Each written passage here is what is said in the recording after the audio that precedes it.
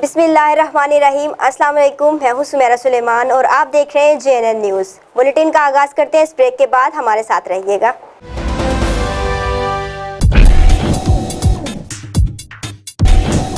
City hotel, कचहरी road, Khanpur.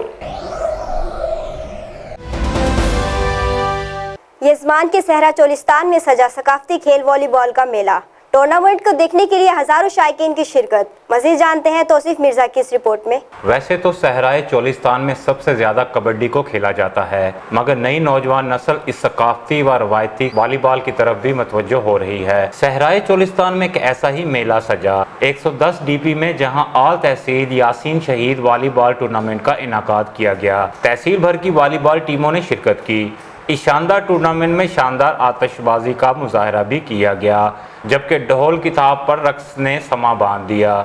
इस final match को देखने के लिए दूर दराज इलाकों से भी शायकीन ने शिरकत की। फाइनल मैच का आगाज कौमी तराने से किया गया।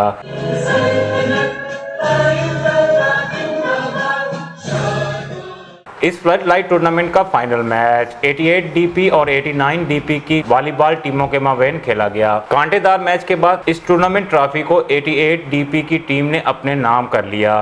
फातेह टीम के कप्तान उमर गुल ने कहा, जिस्मानी सरगर्मियां होने से नौजवान नस्ल जो बेराहरवी का शिकार हो रही है को बचाया जा सकता है। टूर्नामेंट में मौजूद शायकीन ने हुकूमत से खेलों को फरोग देने के लिए जोर दिया।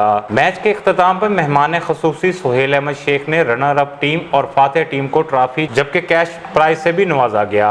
Tausif Mirza, JNN news. बहुत शुक्रिया तौसीफ मिर्जा तफसीलात से आगाह करने के लिए। मजीद खबरों और अपडेट्स के लिए देखते रहिए JNN news. You watching JNN News Network. For more news, subscribe our channel, press the bell icon and don't forget the comments. Thank you.